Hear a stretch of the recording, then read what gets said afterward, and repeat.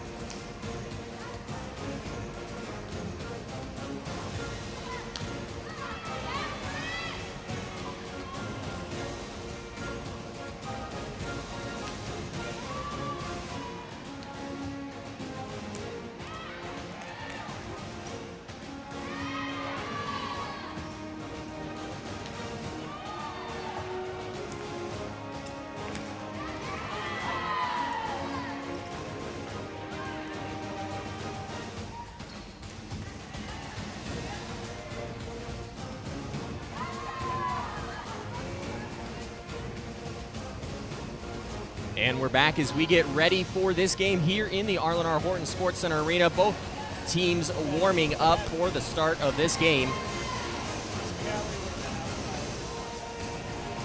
The Lady Eagles on the left side of your screen. Trinity Baptist over on their bench. Lady Eagles getting ready. Just want to take a few moments now to introduce my partner, Carrie Ordway, former Lady Eagles volleyball player. She played in the back row, so you're going to hear her talk a lot about defense this year. I like the big spikes. Carrie likes the defense, so we're kind of a perfect team there.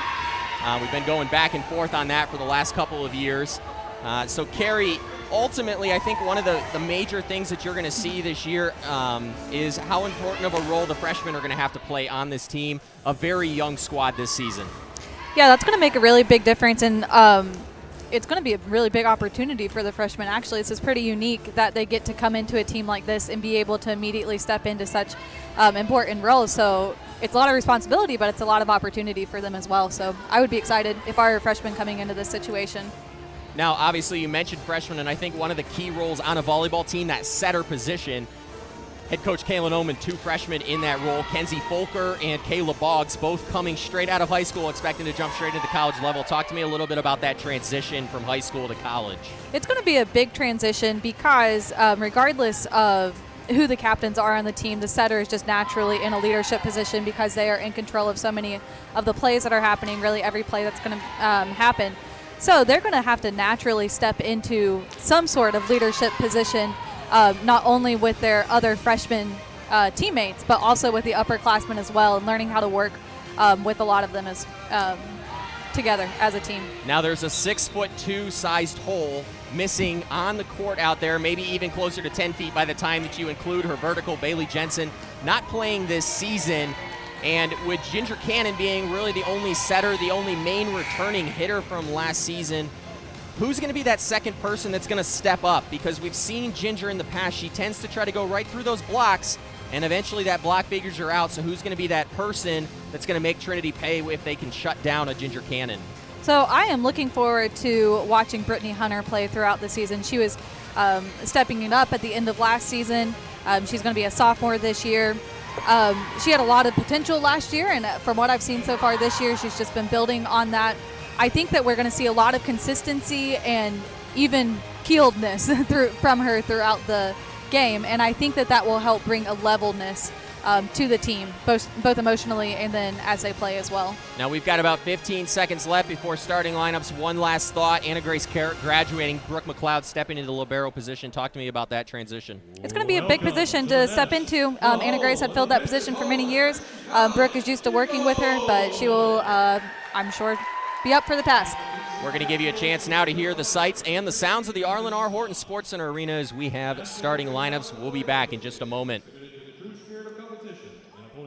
Values of the game plan for life: love, integrity, faith, and excellence.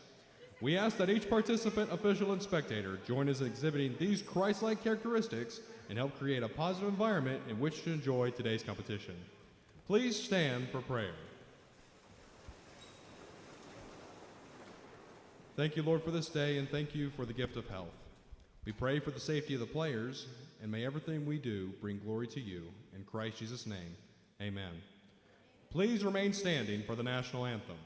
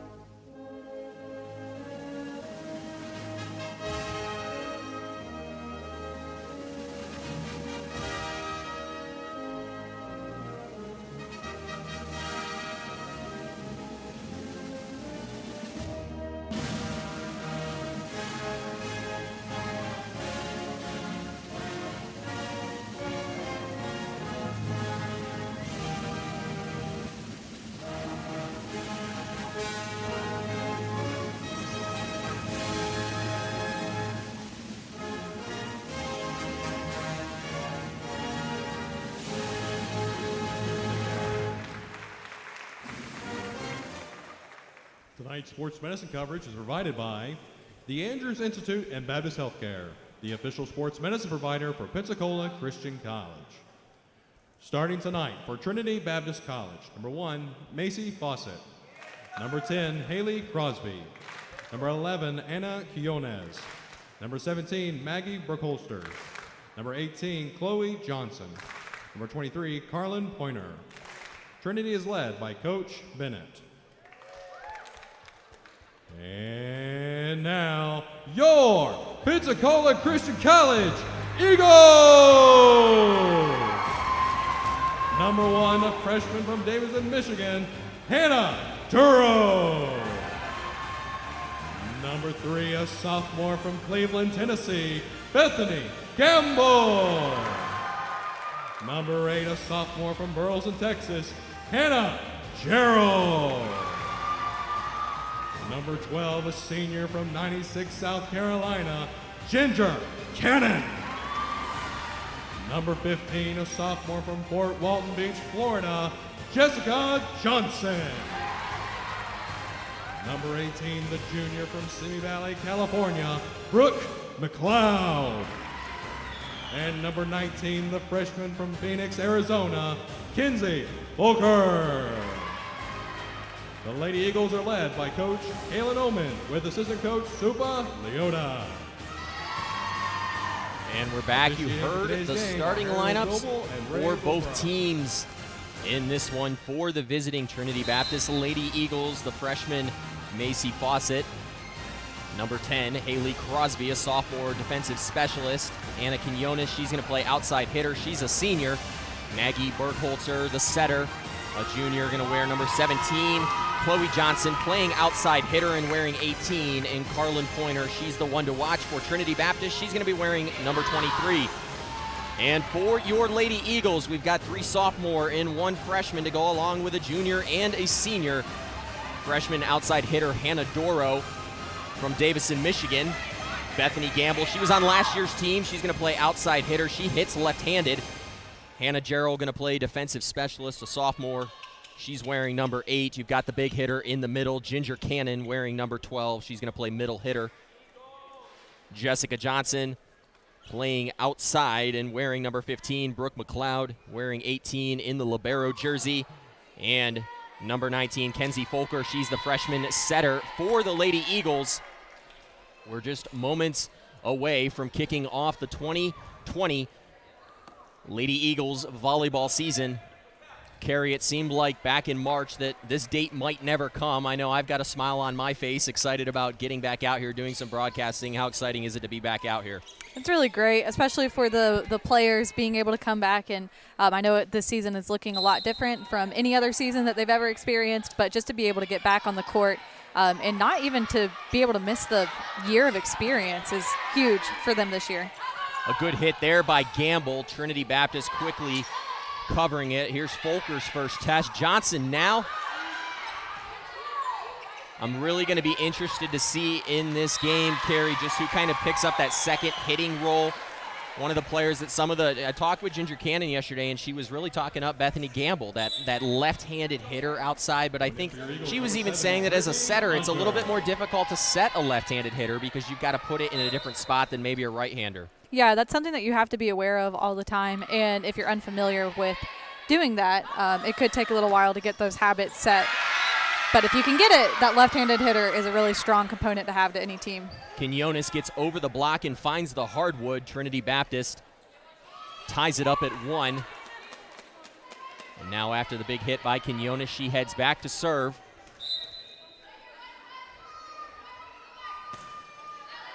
And that one gonna sail long. I think another thing, we mentioned it in the pregame, really looking at Brooke McLeod, kind of seeing her in that back row as you see her sub out right now for the freshman Hannah Doro on the front line. But just as she fills into that role, left, the big hole left by Anna Grace Carrick, who'd been your libero for 3 years back there.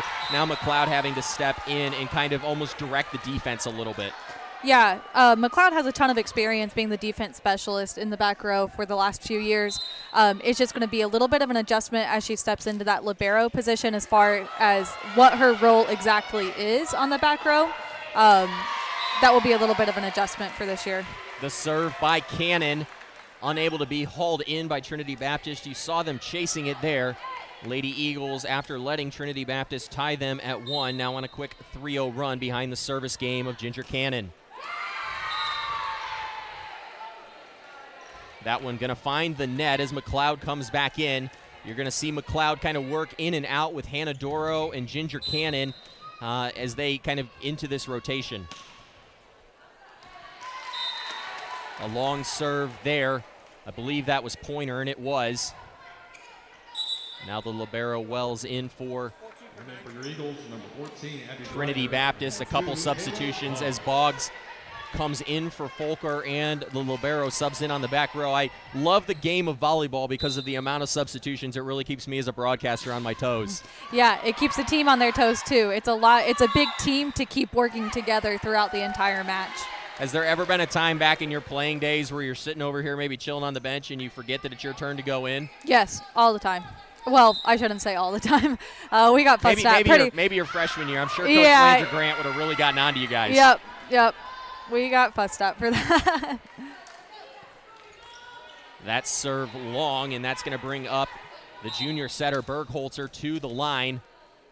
Lady Eagles leading 6-3. Johnson to it first. A good tip over there by Boggs. I'm really interested to see. You saw Kenzie Folker a couple of minutes ago. We mentioned, a lot of freshmen on this team. Kayla Boggs, one of those. She's a freshman from Loveland, Colorado. Played at Front Range. Head coach Kaylin Oman was actually out there for a camp earlier this summer, but watching a freshman setter jump into this and having to now get used to working with someone like a Hannah Doro, someone like an Abby Greider. You see the defensive specialist, Gerald, now back to serve. A good one. Here's Johnson on the outside. That one nearly found the hardwood. A good rally here for both teams. Doro. And that's going to be a kill for Hannah Doro. A great back and forth rally there. You like to see that early on in the game. Yeah, that looks good. From this young team, I'm really looking to see a lot of just the fundamentals. These freshmen have a few years to really sharpen these skills, but I'm pleased with seeing the fundamentals that we're seeing so far. You've got to hope after maybe 4 years of volleyball experience, by the time that they're seniors, this team could be special. Definitely. And they should also have a connection with each other, all coming in like this at the same time. Greider now going to set up Doro in the center, and she gets the kill. One thing to keep in mind with Abby Greider is that she does have setting experience and has played even for the Eagles as a setter at times. So anytime that setter gets out by being the defensive player on the first touch, Abby's right there to step in, and she's got beautiful hands to be able to do that. Head coach Leah Bennett there calling a timeout as the Lady Eagles get to 10 first. 10-3 on the scoreboard in favor of the Lady Eagles. We're going to go ahead and call Trinity. We'll go ahead and call Trinity Baptist throughout this one. Both of them technically the Lady Eagles, so we'll go ahead and clarify that. Lady Eagles lead by 7. We're going to take a break, and we'll be back out of the timeout.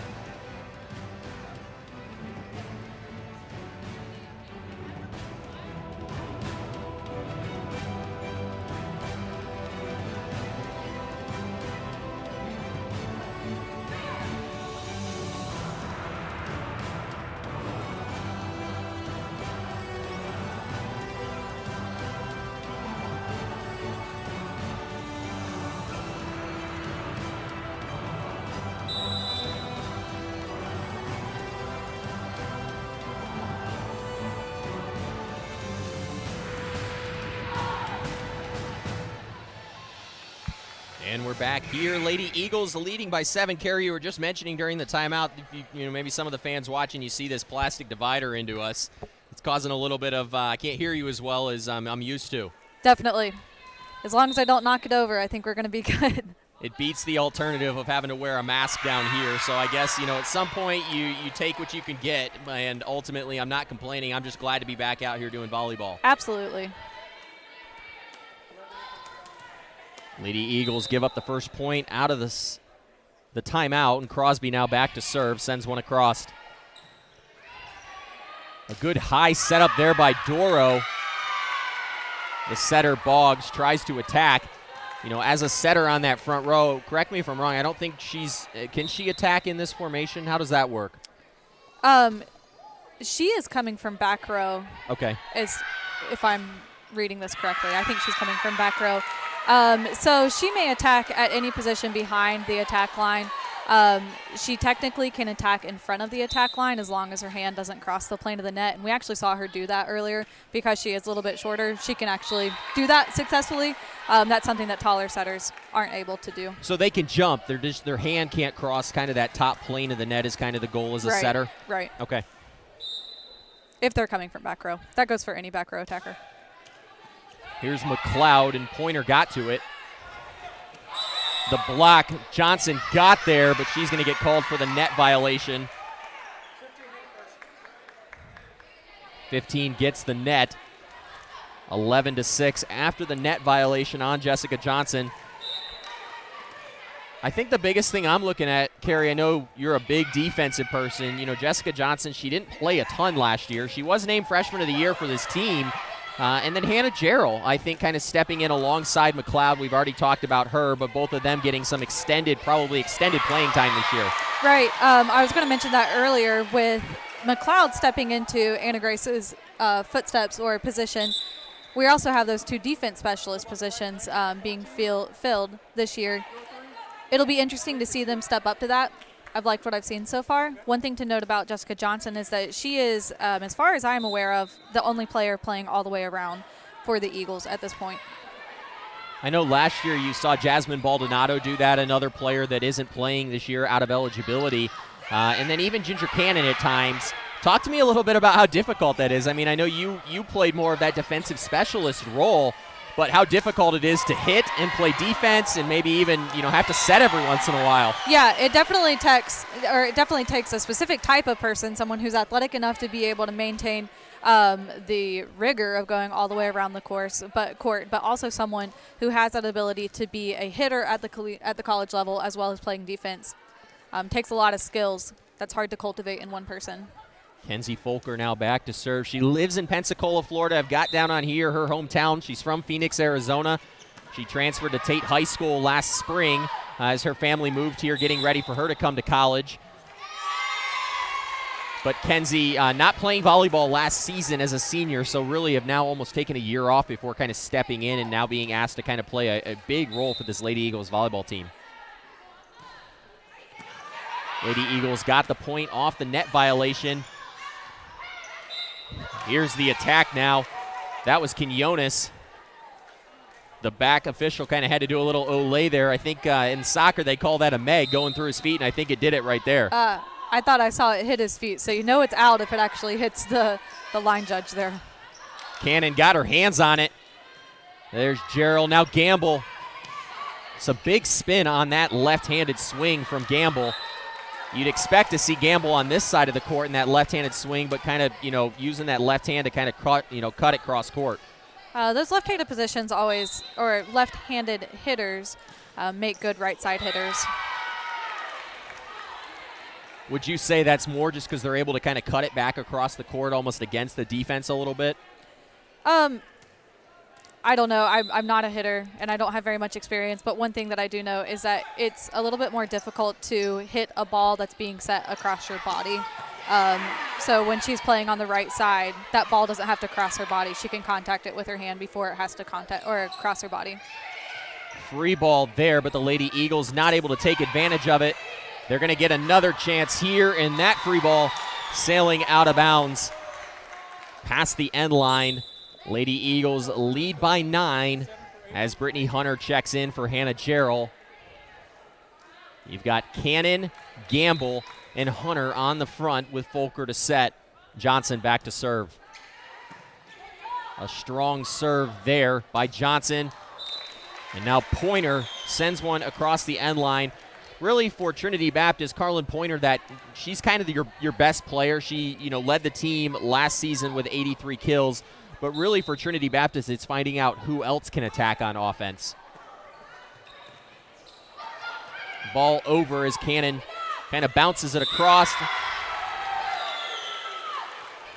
Another net violation, this time on Cannon.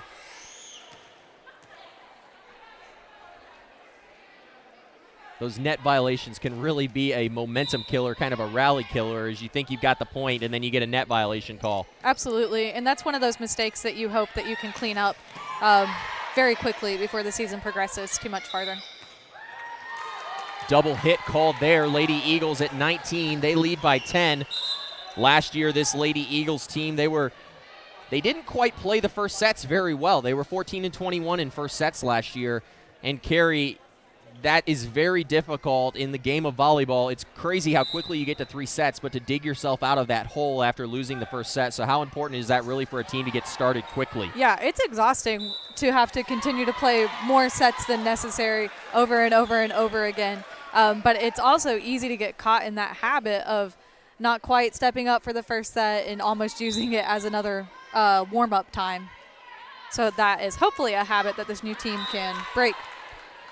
Nip it in the bud early on in the season, right? Right. Early on in the season and early on in their careers the other of playing thing together. that obviously you get used to, you don't really think of. You watch professional athletes, but then what you realize with a lot of these students, and even you from time to time, you're coming straight from class for one of these games. So how hard is it? I know you were a student athlete at one time. How hard is it to kind of change focus as you're maybe in class till 1, 2 o'clock, and then you've got that 3:30 game to kind of get ready and then come and play a first set? It's really difficult, and I think that when players do that, it really testifies to their ability to kind of compartmentalize the different aspects of their life. But the thing is, they are expected to be excellent in all the different areas that they're pursuing. They can't let their grades drop. They have to be pursuing that just as much as they're pursuing their athletic endeavors. Good in there with the kill off the block. I believe that was Doro in the center there. Lady Eagles lead by 8. I've liked what I've seen out of Trinity Baptist so far in this game. They've come in. I was talking to head coach Leah Bennett before the season. They've had a rough couple of years. Let's just be honest. They're 1-42 in the last 2 seasons, and she mentioned to me just how much she's looking to come in and change this culture of this team. She mentioned that one of the main things that she really looks for when she's out recruiting athletes now, she's really looking for that heart, that hustle, and the attitude. And she said the biggest thing I tried to do this year is I tried to recruit athletes. She's got, you'll look down this roster. I was counting last night. I believe she has 5 players on this volleyball team that are also on her softball team. And so really just recruiting athletes to come out and play volleyball in hopes that translates into a better volleyball team. Yeah, that's really important, and I think that's a good thing for any coach to think of. Talent can often be cultivated. It's hard to find that natural athleticism at times. When you can find that, you can usually work with it. And even when you think about the mental aspect of it, that's something that we talk about a lot with, especially volleyball being such a mental game. If you can hone that athlete mindset over a variety of sports, it's just going to benefit whatever sport you're playing. Wells got her hands on that. Lady Eagles with a free ball. Boggs, what a set! Gotta love that play by the freshman. She saw that back zone open and able to just send it across on the first hit there to be able to find an opening. Yeah, and that was another example of she is coming from back row, but she didn't cross the plane of the net. So that might be a kind of unexpected attack that we'll see from her. Doro now almost got called for going over the net, but right there, man, Lady Eagles win the first set, 25-12. Carrie, I didn't know what to expect coming into this game, but you're seeing a pretty exciting Lady Eagles volleyball team right now. Yeah, they are looking good. I think one of the good things about having a young team is that you're forced to go back to the fundamentals.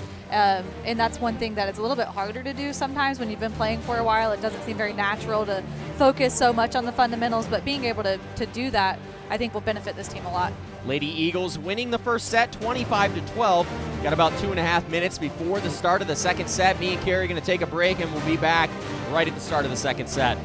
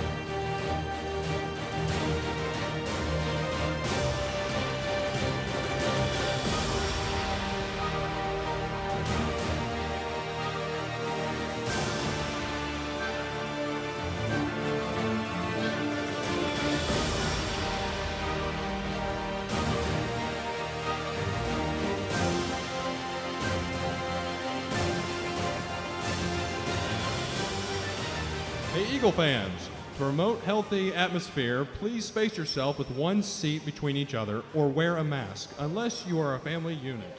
Thank you.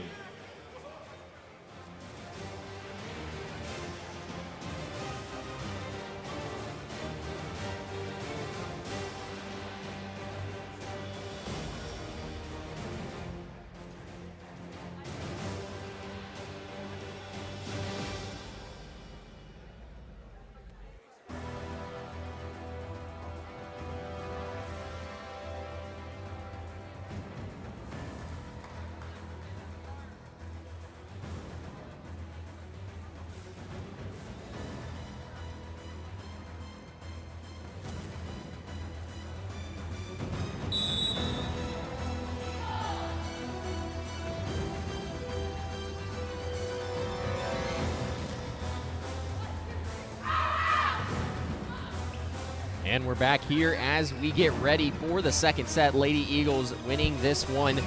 The first set, 25-12. Cannon leading the way with 2 kills.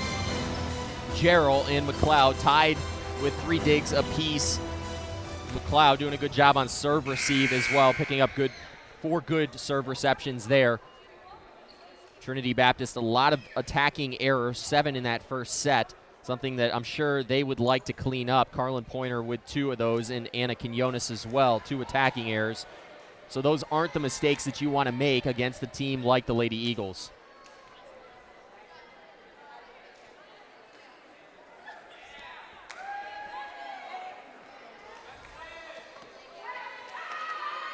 Limited capacity here in the Arlen R. Horton Sports Center Arena due to COVID this year.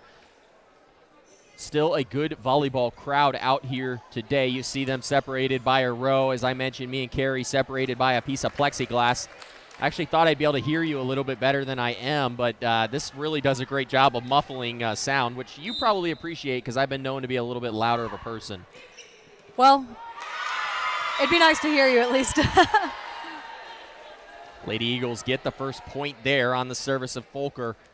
Carrie, we were going back and forth in between that set, kind of talking about the Lady Eagles formation. You mentioned being in a 6-2, you're going to see 2 setters there and 6 hitters kind of rotating out. Can you talk to me just a little bit about that?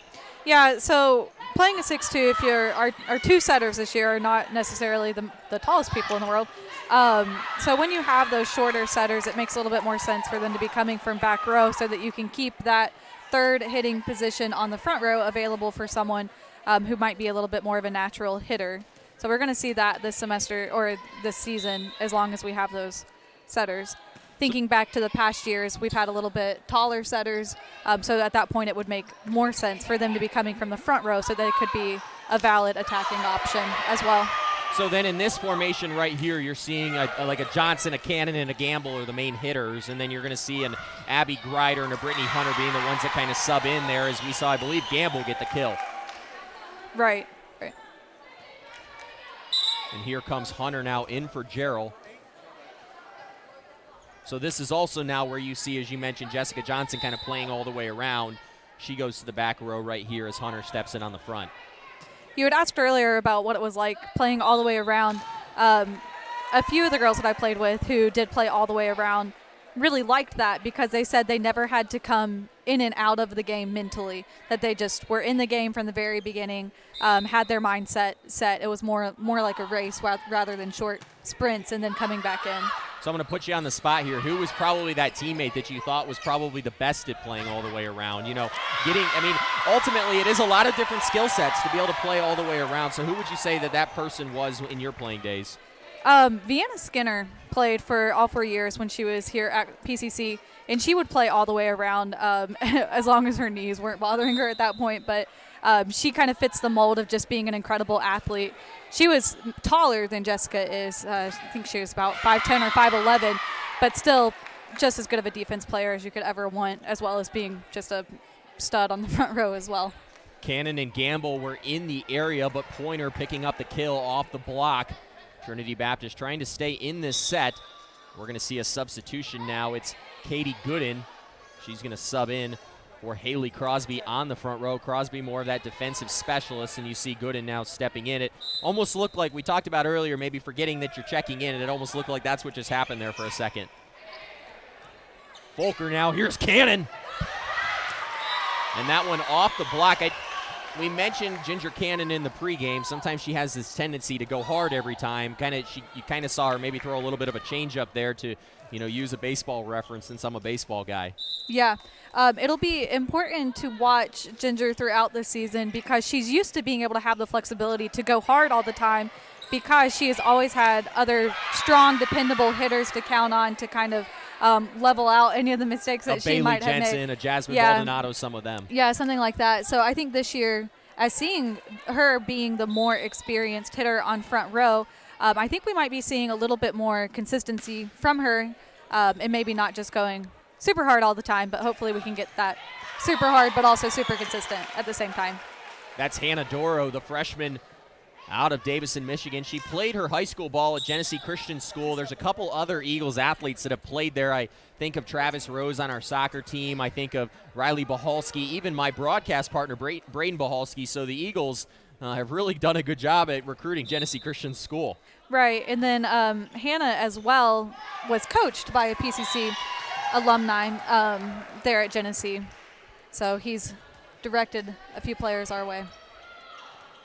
She's already looking good, though. We've seen a couple good attacks from her. She picked up a kill in the first set. That was her second. You've seen her maybe get a little bit involved on that block. We mentioned in the pregame just how important of a role these freshmen are going to play, and so far in this game, you've been pretty impressed. Yeah, specifically thinking about Hannah as a freshman, one thing that I think that we can expect to see from her based on what I've seen so far and what I've kind of heard about her is that we can expect her to be kind of an energizing force on the team. And I think we can tell that already. Looks like one of those great smiles, those players always smiling out on the court, maybe that Energizer bunny that you'd love to have as a volleyball coach.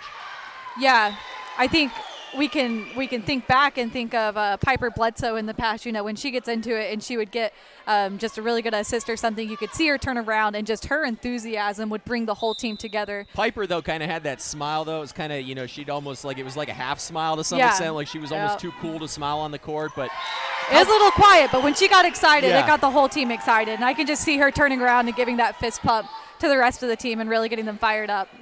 How big of a loss is that for this Lady Eagles volleyball team, not having Piper Bledsoe? She tore her ACL during preseason, last spring, I guess maybe spring season, we'll call it that. From what I heard, it was kind of she's been wanting to hit a little bit more, and she was kind of hitting, maybe getting a little bit too excited, running up, turning around, and before you know it, you tear an ACL, and now you're into this position, and the Lady Eagles are really going to miss having a Piper Bledsoe out on the court. Yeah, that's going to make a huge difference in this team. Not only just being the talented setter that she is, she was also a leader on the team. She's an upperclassman on the team. I was actually at the practice where she did hurt her knee, and it was just one of those situations. Anytime anyone gets hurt, you just feel kind of the air get sucked out of the room, and definitely you felt that with Piper because the team was expecting her to be such a leader on the team this year. It's so interesting, though. I mean, she's one of the most quiet people that you will ever meet, Piper Bledsoe is, but there are those times, like you said, especially I think getting on the court really brings out that competitive nature in her. I mean, there was a time last year, I was joking with her the other day, where she had 18 straight serves in a set. I think you did that game with me, and just that competitive nature that you saw out of her and something you're going to sorely miss out here this season. Yeah, definitely. One thing that you can note about leaders, even on the team, is they don't necessarily have to be loud. As long as they're present and they're consistent and they're communicating with their team, it's not that they're necessarily always the most, outstandingly obvious, energetic person on the team. And I think that's one thing that we'll see from Cannon as well this year is that she is not a naturally very, very outspoken or loud person, but I think we'll see her leading a lot by her actions rather than necessarily the volume of her voice. Now, we mentioned Hannah Doro, and she just got her hands in there.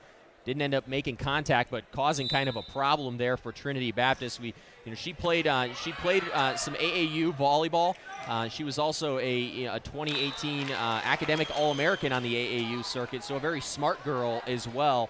And as a coach, that's the type of player that you want. You want a good athlete that's smart, because ultimately the college athlete, especially at a place like Pensacola here where academics is a big deal, you really want to see players come in with a good academic standing and hopefully be able to continue to do well in the classroom and continue to compete on the court. Yeah, and one of the things with being gifted academically as well is that takes a little bit of the pressure off academically, in that if you don't if you're not quite so worried about it, you can help kind of balance your activities a little bit better. Boggs, the back set. Grider had to roll it over a little bit in front of her. A great job there by Johnson. Both teams kind of scrambling. A free ball mistake there by the freshman as that one kind of got over the net. And Fawcett, I believe it was, made her pay. Actually, that may have been Gooden in the middle. Fawcett, the setter. Trinity Baptist trailing by 10 here. 14-4 in the second set. Lady Eagles winning the first. Here's Hunter now. And that's going to lead to a kill. I like seeing Boggs going back to her right side hitter. She's done that several times in the past few plays. I think that's good to kind of keep things fresh, keep the defense on their toes. Especially when you have such good hitters on that side with Grider, and then Ginger was over there for that play. I'm sure it's got to be a little bit harder, though, to set it back than it is to probably set it forward. It's got to be a little bit more difficult. I don't know. I think for these players who have been setting for their whole lives, it's just as natural for them to set back as it is forward. I mean, the goal of a setter is to have as little spin on the ball, and if you ever saw me out there trying to set, there's about as much spin on that ball as you potentially get, so I would have not been a setter back in the day. Gooden now. That one sails long, and an emphatic flag call there by the linesman. Lady Eagles leading by 11. I was joking with head coach Kaylin Oman, you know, this being her third season. She's got a winning record so far, 51-47 in 3 seasons. She's 22-10 in conference. 9 of those victories coming against Trinity Baptist, 9-0. They've won all 27 sets. So right now she's on a 28-set winning streak against this Trinity Baptist team. Lady Eagles have really been able to kind of have their way with the visitors from Jacksonville over the last couple of seasons. Boggs now. Here's Grider in the middle of the court. Now Pointer forced to set it over. Gerald sets it up. Boggs back set. Grider attack.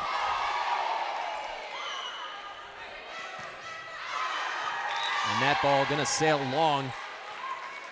The Lady Eagles have done such a great job in this game of mixing things up. You know, you came into it and you said, hey, I've got 2 freshman setters. What am I going to get out of that? And so far I've been very impressed with Kayla Boggs and Kenzie Folker.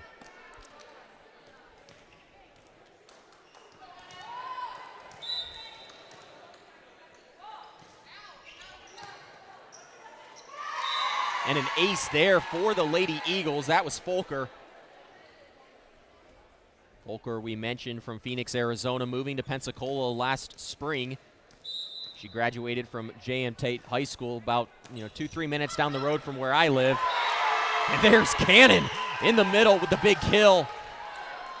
Cannon just feasting on the mistakes.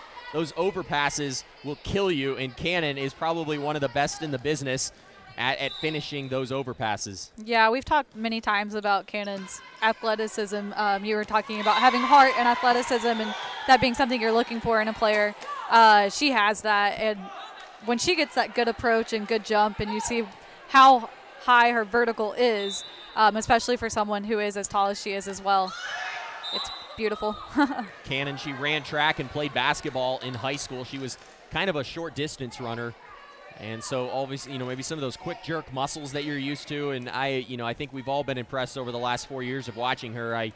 Just how high up she gets. Yeah. I mean, she can really soar out there. If I'm not mistaken, didn't she have a pole vaulting high school career as well? I actually think she did. I was looking the other night, and I'm going to pull this random stat. Ginger, don't hit me if I'm wrong on this, but I believe her PR 9'6" in pole vaulting. So that's not bad. To go along with a good, short distance running. And I think she even did some, I want to say she did some hurdles, but now I'm really off script at this point. Well, needless to say, we can say she's an athlete. I think you could put her into any sport, and she would excel. I tried to tell her a while ago, I think head coach Jared Sellers should have recruited her big time because, I'll be honest, I think with how high she gets on this court, I think she could dunk. I really do. Maybe off of a tiny trampoline, but I think she could get it down. A big kill there by Gamble. And you saw that left-handed swing really paying off there. Able to kind of come cross her body there and get the kill. Lady Eagles rolling here in the second set.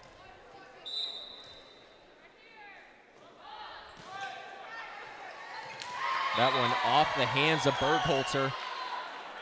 Maggie Bergholzer, one of the people that have been on this team for a while. I feel like I've been saying her name for a while. She plays on their softball team as well. She's a junior this season, kind of plays setter.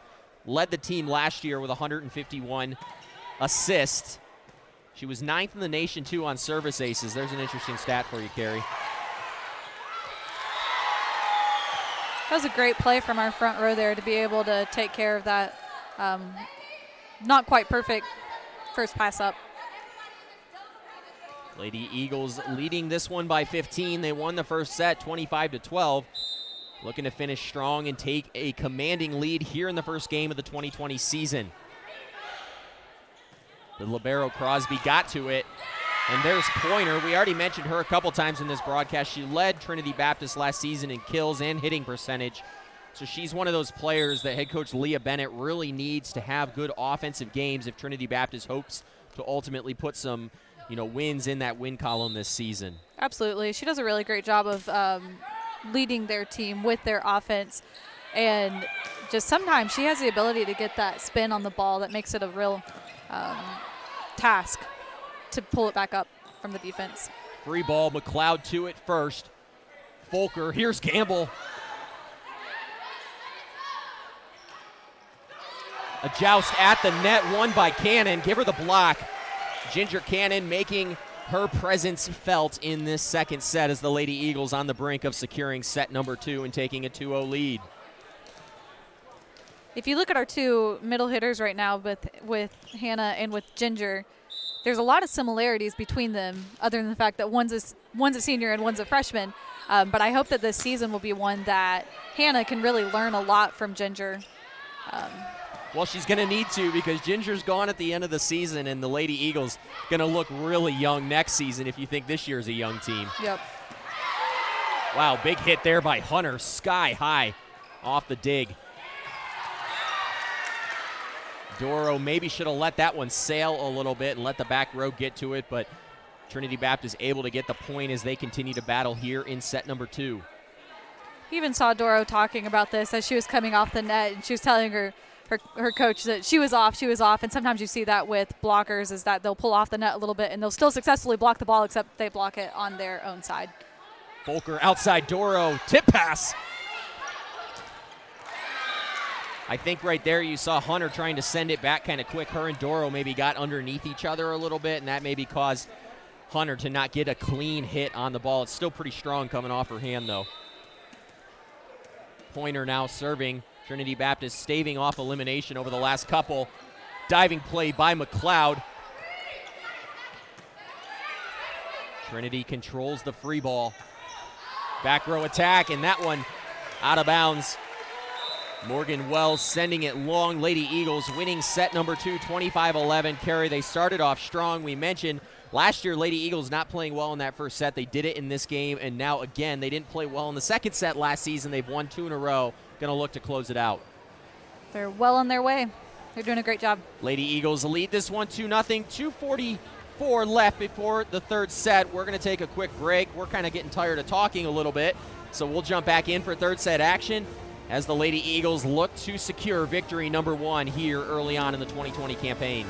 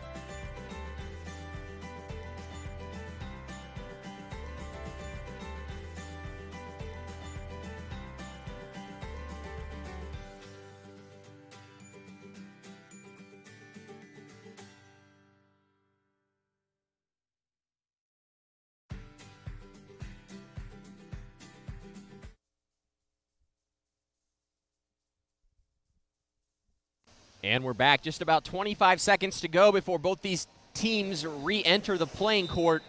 Lady Eagles winning the second set 25-11 after winning the first 25-12. They're well on their way to securing season victory number 1. We mentioned early on head coach Kaylin Oman. She's made a living feasting off the South region. Really, it's only been Bob Jones that have caused her some problems over the last couple of years. 22-10, looking to make it 23-10 and get to a perfect 10-0 against this Trinity Baptist team in her coaching career.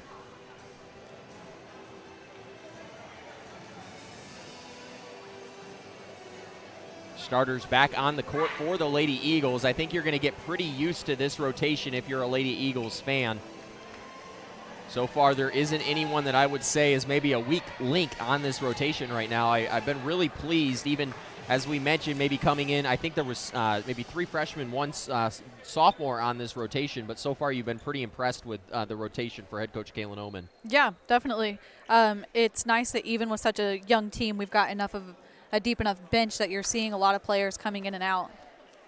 Would you say, too, Carrie, that maybe you've even seen the athleticism tick up a little bit on this team this year? I think I look at a Bethany Gamble out here. I look at a Hannah Doro. I just think there's a lot of athletes out here. Yeah, I was actually thinking about that a little bit earlier, is that there does seem to be a decent amount of athleticism present on the team, which will really give Coach Oman a lot to work with. Man, I love that left-handed hit there by Gamble. Trinity Baptist forced to scramble. Now Gamble going to set it up. Johnson outside and just kind of worked up under that one, and that's why it sailed. Jessica Johnson, as I mentioned earlier on in the broadcast, she was voted by the Eagles coaching staff and her teammates as Freshman of the Year last year. I believe she only played in she played in 12 sets last year, so she really didn't get a ton of playing time. But there also wasn't a ton of freshmen on last year's team, so this year really a completely different squad.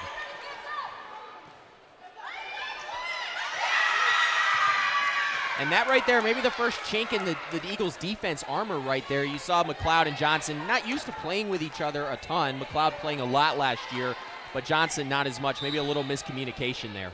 Yeah, that's hard because you have those 2 defense players, but Johnson is actually an offense player right now on front row, even though she wears both hats. I was thinking about the fact that we haven't mentioned much about our defense over the first 2 sets, and I think it's largely because they've been doing their job really well over the course of the first 2 sets and haven't given us much reason. And I think that's one of the good things and the bad things about defense is that you don't tend to notice them too much unless they're not doing their job well. So yeah, all I wanted to say to that was phew, because normally whenever you come at me like that, I'm thinking, man, I forgot to mention the defenders again. But you're right. I think the defense has just been great in this game. McLeod's really stepped up, and really that was honestly probably one of the first mistakes that you've seen out of this Lady Eagles defense. Yeah, major one of the unforced errors that they could have taken care of pretty easily. They've still got room for improvement and things to work on and sharpen up, but they're looking pretty good out there. Volker now in the center of the defense. Pointer back to serve. We mentioned last season leading the team in kills and digs for Trinity Baptist. That's not normally, you don't normally see that combination for a player, kills and digs. Yeah, I think that testifies to her just overall athleticism and skill in this sport to be able to take those 2 superlatives there. And I think she's one of those players that kind of plays all the way around. You're not going to have that many digs without doing that. Oh, what a serve. Ginger Cannon goes with the changeup right there and lands it right in the middle of that Trinity Baptist defense. That's something we've seen a few times already throughout this game so far, is the Eagles being able to really successfully pull off those short serves, which I always admire. I was never very good at pulling off those short serves. The setter, Fawcett, tried to use the left hand there, but into the net. 4-3 Lady Eagles, and Cannon continuing to serve. Now going to switch to the left side of the court as she tries to go at Pointer. Another great serve. Good pass up by Johnson. It seemed like there's some miscommunication in the middle, though, between Doro and Volker, and that ultimately gave Trinity Baptist that point right there. Mm-hmm. And I think that's part of those things I was looking out for. These setters haven't gotten, they've, 2 weeks of practice now? Just a ton of reps, especially the freshmen together, and I think that comes as you get deeper into the season. Absolutely, and usually even by this point, these girls would have already had at least one weekend of tournaments That's where true. they would have played at least 4 games. Thanks, COVID. Yep. So even if you take out that experience, I mean, 4 games, that's a lot of experience. Now, you even mentioned that, though, but this season, I mean, I think last year the Lady Eagles played like 36 games, and if I was counting right earlier, the Lady Eagles, they're playing less than 20 games this year, so really almost kind of losing that ability to kind of develop these freshmen as much as you would like in their first season.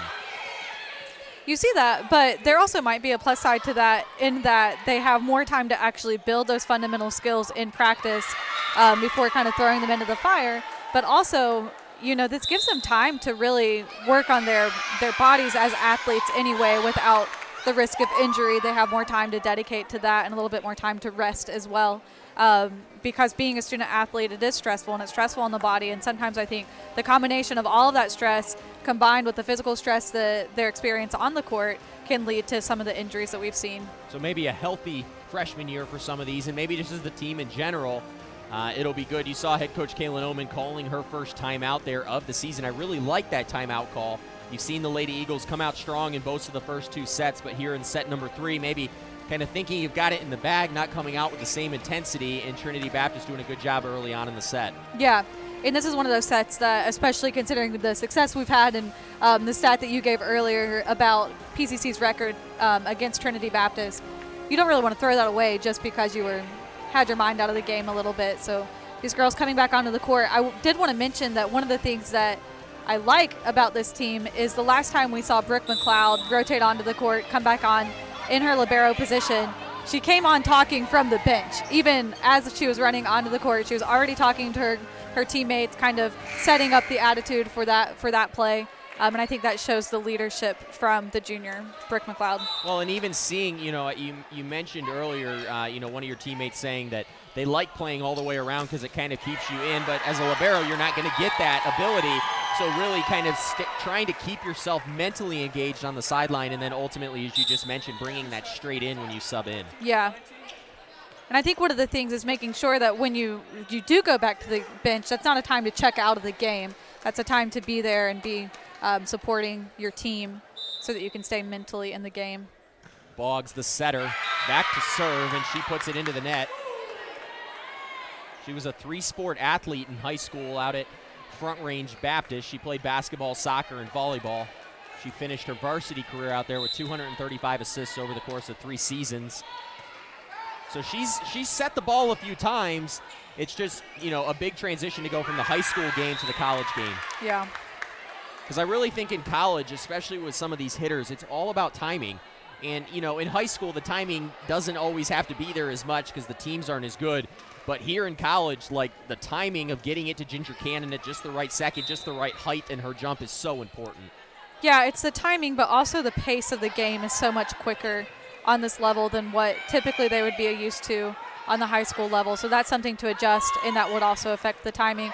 But also, when you think about someone like Boggs coming in, she's probably not used to having 3 hitters like this to be able to work with. You know, even when you just think about the height of these hitters and then also their vertical, the placement of the ball of the set is going to be different. Yeah, I mean, I guess the difference between high school and college is at some point head coach Kaylin Oman's out looking at all those high schools and trying to take their best player, whereas in high school you may have one good hitter and one good setter, and that sometimes is enough in high school, but, you know, here at the college game, obviously a lot of good hitters. Yeah. Grider, she's been a little off today. I just haven't seen her kind of get going from, you know, in her limited action so far, that one into the top of the net. Well, she's stationed right now in the outside hitting position for this first volley. She will be going over to the right side, and we've seen her be successful on the right side so far with a lot of those back sets that we were talking about earlier. That one nearly outside the antenna. Boggs sending it over on 2, and the Lady Eagles fortunate to pick up the kill. The point there, they trail by 4, and now you're going to see Hannah Gerald checking in. Hannah Gerald didn't play a lot last season, only 2 sets as a freshman. She played against Pearl River on October 4th and then again against Spring Hill. But this year she's going to be asked to play a lot in that defensive specialist role alongside McLeod.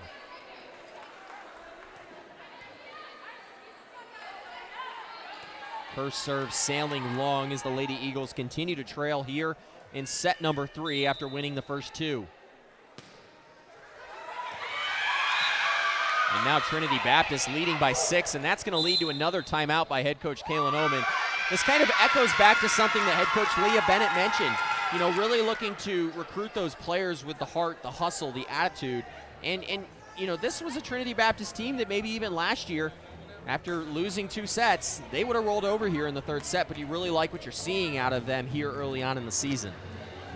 Absolutely, and this is a time for the PCC Eagles to really step up and kind of win this mental game right now. They've already proven to themselves that they have the physical capacity to win this 3rd set.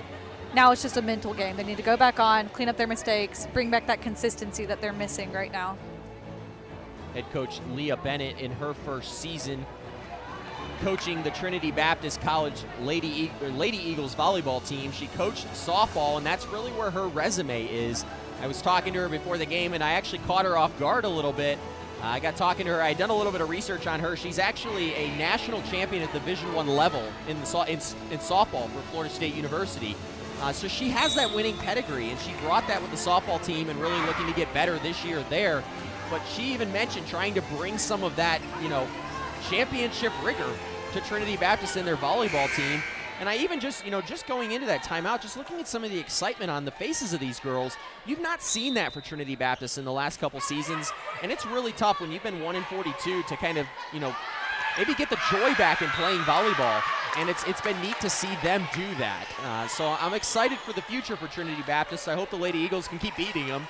But at the end of the day, it's exciting to see maybe them starting to take some steps into building a program at Trinity Baptist.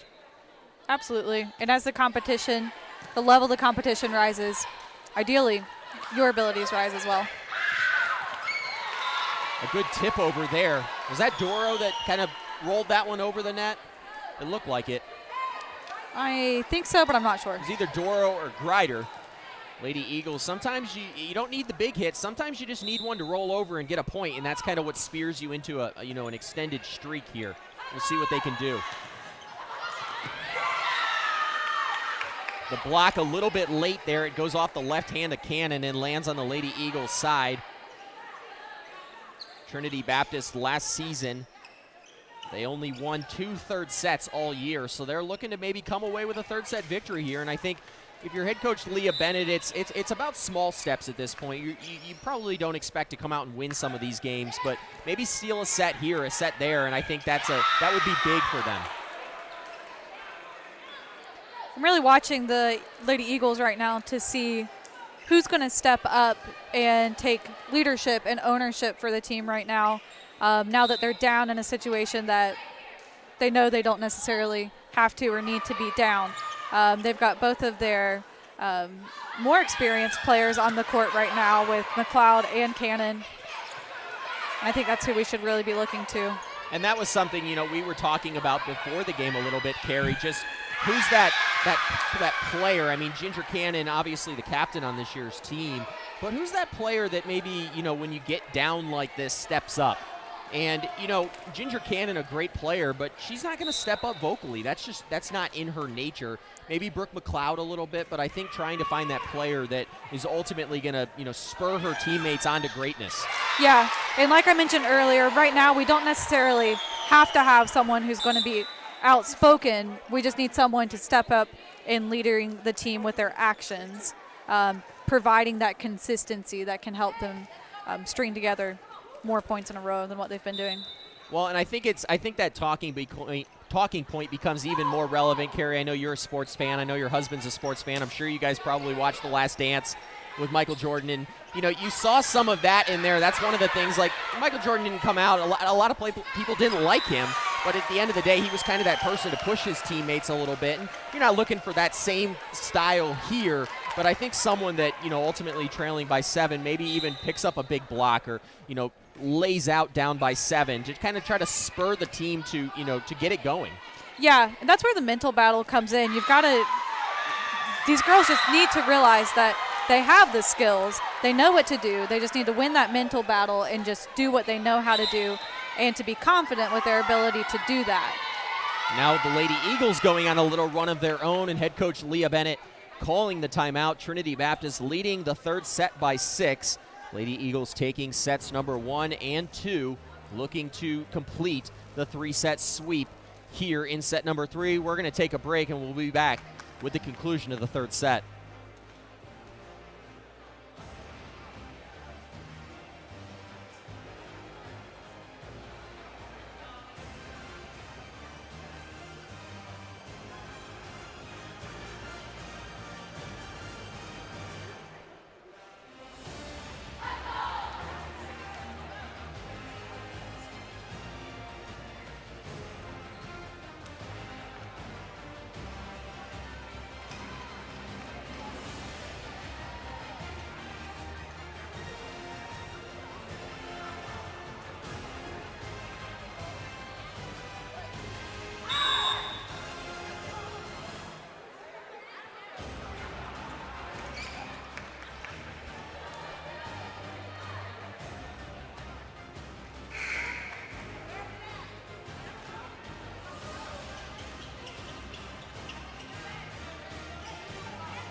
Lady Eagles now out of the timeout by head coach Leah Bennett. They trail by 6.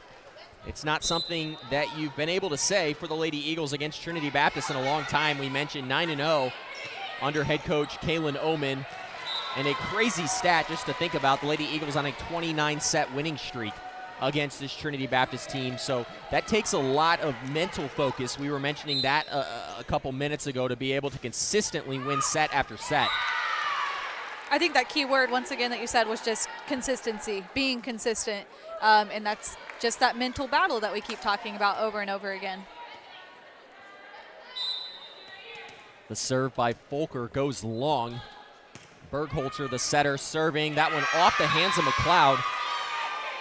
Trinity Baptist, after losing the first 2 sets by 13 and 14 respectively, you've been pretty impressed with them this set, and I think this is, even if they don't end up coming away and winning this match, I think this is something that head coach Leah Bennett can carry into the second match today, or even carry into practice this coming week and say, look guys, it's starting to come around. Good attack there by Johnson. Pointer off the block. And the Lady Eagles, they were on a little run. A great timeout call there by head coach Bennett. And now they're back on a run. Lady Eagles on the brink here, trailing 11-19 as Bergholzer, the setter, continues to serve. Back row attack by Cannon. What a play. A great set there by Folker, and something you don't see the Lady Eagles do a lot of with that back row attack, but Ginger Cannon with a good hit there. Yeah. Carrie, were you one of those players that like to attack out of the back as a player? I really liked to. I wasn't the best at it, especially at the college level.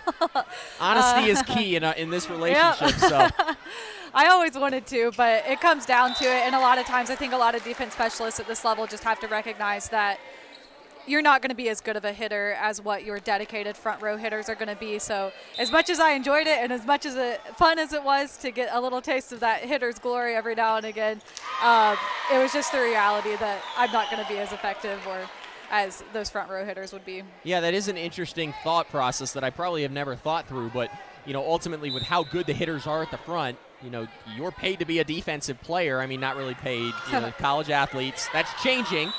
But at the end of the day, you've got strong hitters up front, so sometimes you've got to just lean on them. Yeah, and that's part of being a teammate and a good team player as well. One thing that a back row attack could bring is just the surprise of it. But also there are some really talented back row hitters, especially when you have those players who play all the way around, like Jessica Johnson, someone who is trained as a hitter, but she's also in that defensive position. That's one that you should really look to be able to set up those back row attacks from her, because she is a trained hitter as well. Lady Eagles had a chance right there, but Ginger Cannon letting that one go out of bounds off her hands. Lady Eagles, they had been on a run. They had gotten within 4, and an error there by Cannon, and that could ultimately be maybe one of the final nails in this coffin. Trinity Baptist really looking good right now.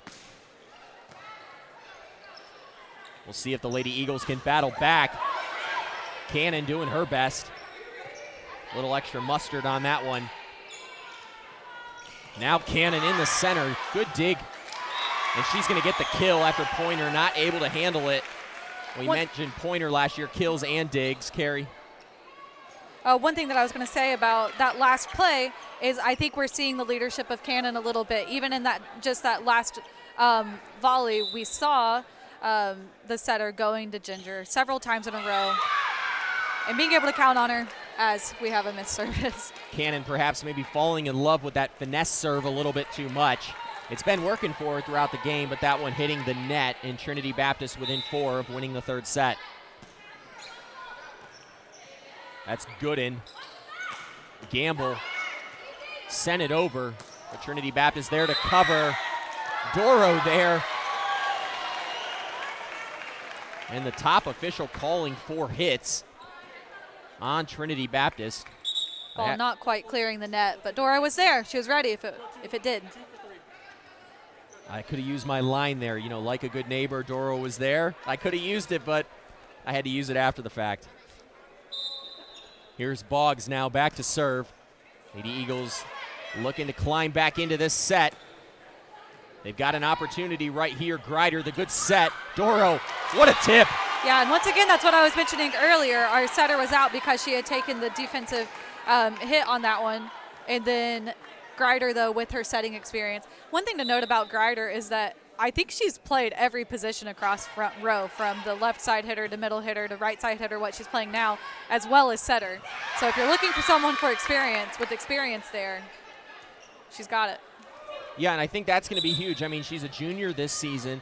She started last year being her first season on the Lady Eagles as a sophomore. But ultimately, she's one of only like 2 or 3 juniors, so really you're going to need that experience. And I think, like you said, being able to play all these positions has probably really helped her game. Yeah, and when we think about multi-sport athletes, she's another one of those who can, from what I know, just step into any sport and be able to be proficient and excel at it. This one's starting to tighten. We wanted a good ending to this one, and the Lady Eagles back within 3. Trinity Baptist trying to hang on here. This would be big for their psyche here early on in the season. Gerald now back to serve. And that one just hitting the top of the net. You've seen the Lady Eagles do that a couple times in this set. Just those mistakes that you don't want to have in a close set like this third set has been. Absolutely, and those are kind of mentally shaking mistakes as well. When you do that, you just kind of, because you know you have the ability to do it. Quinones now serving Boggs. That's that back set that you mentioned. Doro, I think she jumped a little too soon on that one, got a little bit higher, and that's what led to it going right into the net. I think she was a little farther off the net than what she thought she was. Trinity Baptist, a set point. Quinones, the high lobbing serve. Boggs to Grider. And into the net for Trinity Baptist. Lady Eagles stave off a third set loss for just at least another point as McLeod goes back to serve and Cannon in on the front row. Lady Eagles 2-0 in the first 2 sets. They were looking to make this one short and sweet, but Trinity Baptist giving them all they can handle. And a great job there. We keep talking about Ginger Cannon. She's finding a way right now, and you like to see that out of your senior. Yeah, and even that serve from McLeod, I was kind of expecting a little bit of a safer serve there, and she just came out, and that was a tough serve. Sometimes you like that gutsiness, though, out of some of your, a junior leader there. There's obviously, I think we've never been able to say that Brooke McLeod doesn't play with confidence. No, absolutely not. I think the gutsiness, that's something that we can usually always count on from Brooke. Brooke McLeod, the junior this year from Simi Valley. She's played, it's hard to believe that this is her 3rd season. And I guess I've been doing this too long because it feels like just the other day that she was stepping in as a defensive specialist as a freshman, and now she's a junior and playing a key role on this team. Last year she was 3rd on the team in digs. Jasmine Baldonado and Anna Grace Carrick just in front of her. Those two playing a lot of, in volleyball, we'll say points. In basketball, I'm used to saying minutes, but playing a lot on that back row. So Brooke McLeod really doing a good job. She led the Lady Eagles last year in service aces too, so maybe that's where some of that swagger from behind that service line comes from. We'll see what they can do here. Down by 3, backs against the wall here in set number 3. McLeod, the junior libero, serves. And a floater, and it's within 2. You got to win by 2 in the game of volleyball. That's something to note. We'll see if the Lady Eagles can pick up another point here and continue to stave off a third set loss. Here's McLeod. Free ball, Lady Eagles got to take advantage. Boggs cannon. That one could have very easily been called for hits. And I don't know what just happened there, but Carrie, it worked.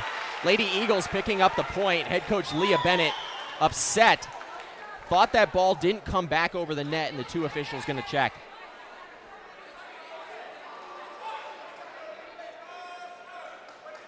Now, I think right here, I'm not sure the official can go back and call the 4 hits, so at the best, you get a reserve here probably, Carrie?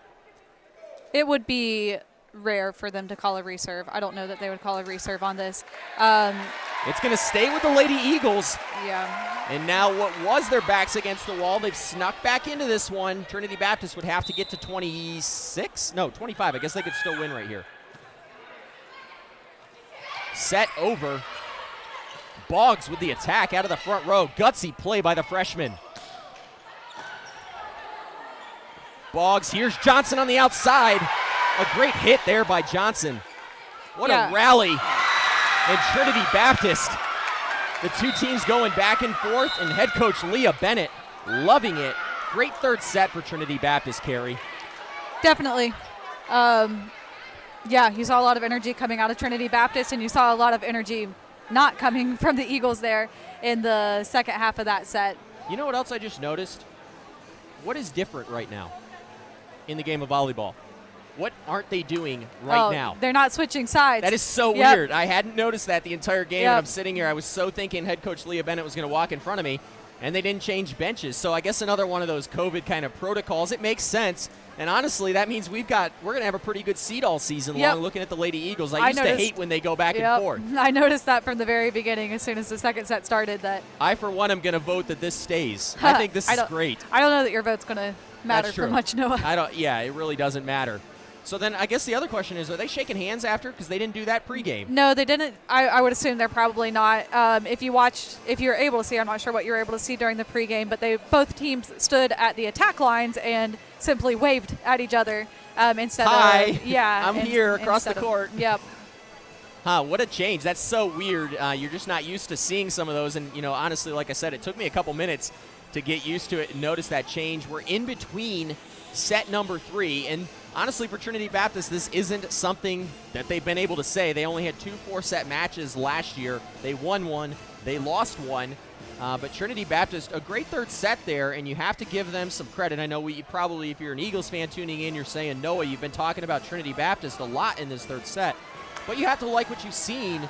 They've lost 29 sets in a row to this Lady Eagles volleyball team, and even some adversity right there at the end, but really stepping up and winning that third set. Just got some stats hot off the presses. Ginger Cannon with 4 kills in this match. Lady Eagles, not a ton of attacking errors. You've seen some ball handling errors out of them, a couple blocking errors as well. Ginger Cannon, you've seen a couple of those, maybe not doing a great job at getting in position, and that's led to some opportunities for Trinity Baptist. Trinity Baptist winning set number 3. Lady Eagles had 11 kills in that third set. Trinity Baptist with 8. So it was more so for the Lady Eagles, Carrie. I think in that third set, you just saw them making mistakes, and Trinity Baptist able to take advantage of those. Yeah, absolutely. You definitely saw a lot of more unforced errors from the Eagles during that last set. Those are things you want to clean up, especially the service errors. Cleaning those up, that would have made the difference in this game, the service errors. Lady Eagles last season, 5-11 in the 4th set. So they're going to need to come out strong here. You don't want this to go to a 5th set here in the first game of the season. Lady Eagles did go 3-3 in the 5th set last season to come away with 3 victories. But ultimately, this is a team you should beat if you're the Lady Eagles, and you'd really like to see, maybe it's a Ginger Cannon, maybe it's a Brooke McLeod, really get her teammates fired up and say, let's go win this 4th set. We've got another game at 5 p.m. Let's just get this one over with and give me and Carrie a breather. I like that idea. Absolutely. We reset both teams with the same starting 6 on the court. Gamble, Cannon, Johnson on the front row for the Lady Eagles. You've got Folker Back to serve, Gerald and McLeod in the center. And for Trinity Baptist, I'm going to try to see all the numbers. I know Gooden's on the court, Fawcett's on the court. You've got Wells, Bergholzer, I believe Johnson should be out there, and Carlin Pointer up front. Trinity Baptist winning a set there. The first time that they've won a set against the Lady Eagles in a long time. Cannon had an opening there, but that one just missing that outside line. One player that I am keeping an eye on this year for the Eagles is Gamble. We saw her playing a little bit more toward the end of the season last year and really improving, and I think we'll see her becoming a real impact player throughout this year as well. Johnson working up underneath that one, and Trinity Baptist, they're not finished yet, winning the first 2 points. When you talk about bringing a little bit of energy to the team, I think Gamble is another one of those players that we can kind of look to have a little bit more of that more outgoing personality. Gamble last season, she played in 5 games as a freshman, only 6 sets. Here's an interesting stat for you, Carrie. I was trying to find like a good stat for Gamble. She had a career high 1 assist against Trinity Baptist last November. Oh, so excellent. Her claim to fame. She's playing well today, though. Johnson looking to even it for the Lady Eagles. A strong serve. Crosby had to hustle for it, and now the free ball. Good pass by Johnson. Here's Cannon. And we're going to get a net violation. Cannon had the big swing there. You like to see that out of your senior as she looks to try to will her team to a 4-set victory and their first victory of the season. Johnson still serving. We mentioned Johnson, really limited action last season. Had a career high 8 digs against Huntington College, and she's been playing really well out of the back row today. She's just been a little bit off on attacking when she's up front, but as you mentioned, you spotted really playing all the way around, so that's a lot to ask from the sophomore Johnson. I think most of her hitting errors can be attributed to just timing at this point. It is early in the season. The block got there that time. It was Hunter and Cannon, and a tip by Trinity Baptist, and the Lady Eagles picking up the point, 4-2 in favor of Pensacola. Johnson still going to serve. You can really see the competitive nature coming out of head coach Leah Bennett. She told me, and I don't remember the exact nickname, but it was something along the lines of like firecracker. That's what they call her over at Trinity Baptist, because she's a very fiery coach, and that tends to come from having played at a high level of competition. You don't win a national championship by being a passive individual, and head coach Leah Bennett seeing a little bit of that fire today. Yeah, you definitely see that, and you definitely see even the fact that she shows so much concern over every single point. She's not willing to let one of those go. There's that attack from the back row from our all-around player, Jessica Johnson, and it was good. Yeah, it was a good attack right there. Lady Eagles leading, I believe, maybe the scoreboard hadn't changed yet. I think it's 5-3. I thought it was 6-3 for a second, but Cannon gonna serve. Lady Eagles needing to get off to a fast start here in set number 4 as they look to seal victory number 1. Bergholzer with a good set, but that one maybe forcing Fawcett a little bit too far to the left, and it going outside the antenna. Lady Eagles fortunate to pick up the point. Head coach Leah Bennett saying that Fawcett came in as more of a libero in high school.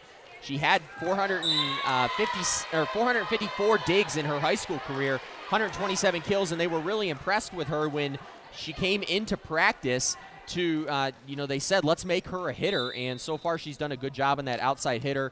She also played basketball in high school. Yeah, that makes sense that she played a lot of defense in high school. She's 5'6", according to what we have here. How tall are you, Carrie?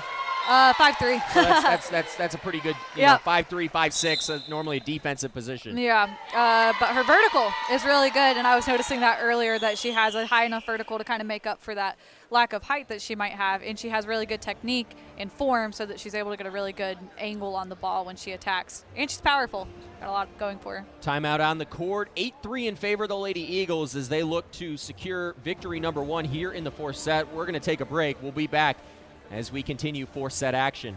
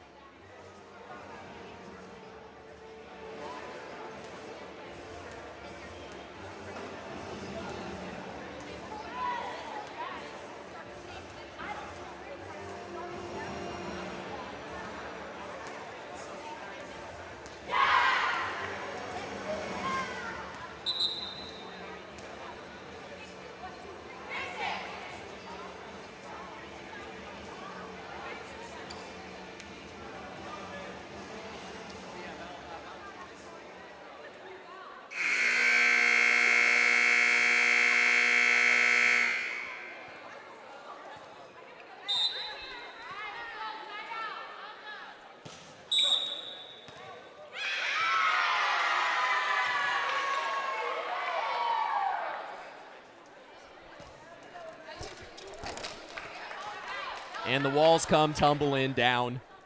We just lost our I think COVID. that was my fault. Yeah, we just lost our COVID protection between us, Carrie. Time to put our masks on. I think we can reconstruct it. If we can reopen the economy, we can reconstruct this wall. Maybe it's a good thing it's not up to us to reopen the economy or reconstruct Yeah, the because wall. we're not really doing a good job on this wall right now. Thanks for tuning, showing our, problems over here on the broadcast. Me and Carrie not really doing a good job at wall building right now. Uh-oh, it's still coming my way. I'll just hold it right here, Carrie. We good? Okay. Looks good. I'm not sure how they had this. I'll add something else to my job description by keeping the wall up. We need Phil Hollinsworth over here. He did a pretty good job earlier at rebuilding this wall. And I am really struggling here. But the Lady Eagles aren't. They lead 8-4. A good attack there by Trinity Baptist. You know what, Carrie? This is just the new normal. Holding walls. Holding walls, even having a wall between us. I mean, we'll get used to this. We've been doing this long enough. What's one other curveball? And here comes Phil Hollinsworth. Let's get him on camera, ladies and gentlemen. An assist right here. That's why I keep him around. He has a way of fixing walls, and I try to break him down. Phew. If that's all we have to deal with in this broadcast, I'll be happy. Great attack there by Gamble. That left-handed swing. Lethal. Volker, Doro, center. That Hannah Doro, she loves that little rollover right there. She has the power. Yeah. But she does a good job at, I think, seeing the court. I think that's court vision to I some think extent. at that point she's working with the set. I think a couple of times when we've seen those rolls, the set hasn't quite been high enough for her to fully extend and then hit. So I think once we see a little bit better timing between her and the setter, we'll see some stronger swings out of her from the middle. The 5'10 freshman maybe having, Boggs. I'm not really sure the size of the girl she was playing with in high school, but sometimes getting used to even some of that. We were talking a couple minutes ago just about, as a freshman setter, having played in high school, maybe getting used to having really talented hitters. And, you've seen Boggs, you've seen Volker maybe attack a little bit too much, and that's just going to take some getting used to here in the college game. Yeah. And it's not indicative of all high schools, of course, but a lot of the smaller high schools that a lot of the Eagles players are coming from, like you mentioned earlier, they were probably, if not the best, one of the best players on their team. So it makes a lot of sense for them to be attacking as much as possible as well as setting. That's an adjustment to make once you get to this level, when she's got so many talented hitters around her who might just even be more physically. They're just taller. They can get a little bit better angle on that. The Lord blesses some of us with height, and then there's others that just not as much. But and there's others who play defense. Yes. And her great color commentators. So I mean, I think too, I would dare say that I think color commentators, defensive players in volleyball tend to be some of the best, just because you guys got to see so much of the court. The attackers, it's really a sole focus. But as a defender, you're seeing a lot of the play that goes on, and I think that tends to lead to good color commentary. Here's Boggs, the Lady Eagles leading by 6. A good serve again. And there's Fawcett with the attack. Grider off the block. Need to take advantage of the free ball. Doro cuts it across court, and she gets the big kill. Lady Eagles to 13. One thing that I would like to see, and I think this will come with more experience, is we do have our setters pulling back to play defense on the receive, but ideally you don't want your setter to take the first hit. So when possible, you really want that setter to back off from the first hit and let one of the defensive players take it so that she can go up and do her job, which is actually setting, the one that she's trained for. So I think the more experienced setters, you'll see them recognize that when that ball comes over and it's high enough for someone else to get it, they don't have to get it. They're only going to take that first hit when it's absolutely necessary. Repetition and experience, I think those are two of the things that, you've been mentioning a lot of experience, but I think repetition is going to be key for some of these players too. As we mentioned, getting used to taller hitters, and I think that's something that, probably as this season goes on, you're going to see someone like a Kenzie Folk or someone like a Kayla Boggs really improve because of the repetition. And, You know, you mentioned something interesting that I hadn't thought of too, but there's going to be more practice time this year. And so, you know, you don't have as many games. I think this year we've got under 20. Last year we played in the mid-30s. So there's going to be more practice. So for these freshmen, you're really going to get an opportunity to get some repetition in an environment that at the end of the day, it's not a deal breaker if you make a mistake, and it does give you the ability to kind of get ready for maybe next year or even postseason play if you get there this year. Yeah, it's definitely a big opportunity because practice really gives you the opportunity to fine-tune the skills that you have. One thing to watch, I'm really liking these serves that we're seeing out of Boggs. She's not holding back. She's got some good power behind these serves. You know, it's funny that you mentioned her service. Boggs last year in high school, second on her team in aces. So obviously you're seeing her translate that to the college game. Lady Eagles, I believe, picked up that point on the front, and Boggs going to continue to serve. If she was second on her team in aces, I'm interested in what the first on her team in aces was. I'll have to ask one of my coworkers, Doug Bullock, our new promotions director. He was the youth pastor out there and very involved in volleyball. He's a big volleyball fan. I'll have to give him an ask and kind of see, you know, who else was on that team. That was a big swing out of Madison there. Or was that Grider? Did Grider hit that? Lady Eagles leading by 10 now. And Johnson, her feet were moving a little bit there, and that one going off the arms and out of bounds. Trinity Baptist getting back within 9. Sorry about that. That hit was from Brittany. Oh, Brittany not Madison. Brittany Hunter, that was a big swing. And one thing I want to mention about her is that we saw her really step up toward the end of last season. She got some playing time there at the end of the season as a freshman, stepping up. And you kind of saw those swings start to get stronger, more consistent. And I'd like to see that continue throughout this season as well. Yeah, she had 11 kills against, I believe it was LaGrange College last September. But you're right. I mean, as she got more playing time, and I even think this year you have seen those swings just be so much harder. You know, not as timid as maybe when she first started playing. She's kind of getting used to those full swings, and some of it's also having a good setter. Yeah. She's a very solid player, very level and consistent, and I think that's one big thing that she could bring to this team is just a level of consistency. Well, and you know, we mentioned in the pregame who's that second attacker behind Cannon, and I asked Cannon that exact question yesterday. And, you know, she said obviously a Bethany Gamble, but one of the names she did key in on was Brittany Hunter. And she said, I've been very impressed with her in practice. She's really hitting it well, and I think that she can continue to step up. So it'll be interesting as, you know, Hunter continues to, you know, that maturation process here in college, you know, continuing to maybe get used to swinging harder and harder. I really think she could maybe fill that role. A good dig by Gerald. That back row attack now by McLeod.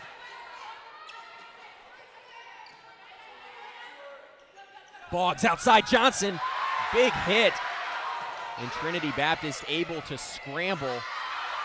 And then the Lady Eagles get the point, 20-7. They're looking to secure their first victory of the year. There was a little bit of a, we'll call it a speed bump there in the third set, but the Lady Eagles really coming out and playing well here in set number 4, Carrie. Yeah, I'm really, as a defensive player, I'm really enjoying watching Gerald and McLeod working together on the back row. Kind of changing positions, as we've talked about with McLeod stepping into the libero position. But it's kind of fun to see them establish that relationship between themselves, between libero and defensive specialist. And I think we're going to see the start of a good relationship between those two on back row. Well, and I think you would probably be the first to say that relationship takes a little bit of time to get used to. You know, it's the same kind of relationship between a shortstop and a second baseman. I'll use a baseball reference again, but who's going to cover second base? It's probably the same thing with a defensive specialist as you get used to how far can Brooke cover to the right or to the left, and how far can I cover to the right and the left, and kind of working that out as teammates. Yeah, there's a lot of familiarity that's required in, like you just said, knowing what the other is capable of doing. But then also a level of trust in trusting that the other one is going to do what they're capable of doing.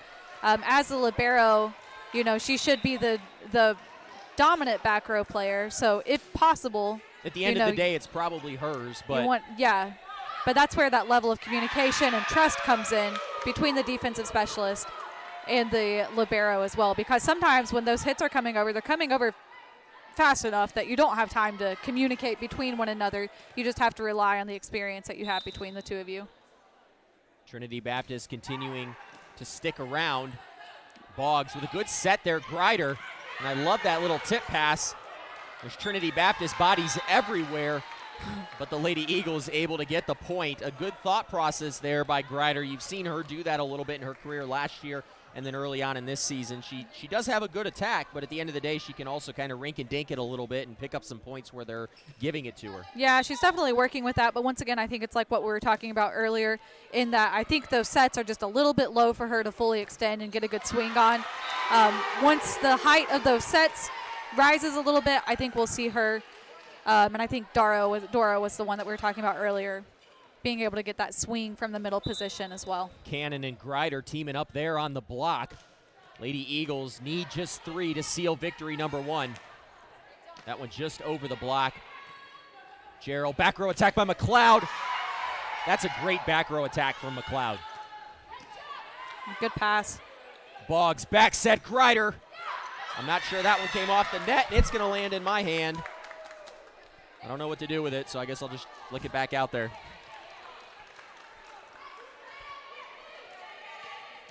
I really like what I've seen out of this Lady Eagles volleyball team, though, today. I went to practice the other day, and you can ask Stephen Halsey. I'll say it out loud. I was a little bit skeptical. It was a little bit down day. It was probably, I think it was after the first day of class, so you kind of expect that. It was a little, quieter. You didn't see quite the energy, and I'm starting to say, man, what's this season going to look like? But they've really kind of proved me wrong and played well today. And one thing you said after the first set was, wow, this team is fun to watch. And I think that's one thing that we will see throughout the season is that they're young and they're ready to play. They're ready to play at this level. And I think that should bring a level of excitement to our games this season. So I just got an assist. I mentioned Doug Bullock's name a couple minutes ago as we were talking about Kayla Boggs back there, and he just texted me and he said the girl that was number 1 in aces, she had a really nice jump serve, which you don't see that a lot at the high school level, and so that can kind of be intimidating for the other team. He said she led the team in aces, but Kayla Boggs closely behind playing as a setter, but also their number 2 server, basically. Thanks for that assist. Volker, now here's Cannon, and that one finds the back line. You got that swing out of Cannon for that one, but once again, you saw she didn't quite get the full extension because I think that set was sometimes, perhaps though, a with little her low. vertical, she just doesn't need it, and Cannon able to get the kill and end the game, Carrie. Yeah, just a smart player, and she's able to work with what they give her. A great game from start to finish with that little speed bump there in the third set. You'd be proud if your head coach Leah Bennett and Trinity Baptist, they played well. Lady Eagles ultimately coming out victorious. Carrie, one last thought. What was the biggest takeaway that you had tonight? What was probably the thing that you looked at and said, man, I'm really impressed so far with this Lady Eagles team in? I think overall just the level of potential. It's hard when you have this many young players on a team, but it also leaves a lot of opportunity and a freshness to the team. And I think I see a little bit of an excitement on this team. They're not tired yet. Sometimes when you have these players who have played for 4 years, they're carrying a little bit of baggage and exhaustion with them. So I think I see a lot of excitement, and I'm excited about that. Carrie, always a pleasure. We're looking forward to game number 2. We'll be back in probably 30 minutes, maybe a little bit more. Maybe they'll give them a little bit more warm-up time in between here. But the Lady Eagles coming away victorious here in game number 1 of the 2020 season. They move to 1-0. Trinity Baptist falling to 0-1. Want to thank you for tuning in, and we'll see you in just a couple minutes for the second game of the 2020 season.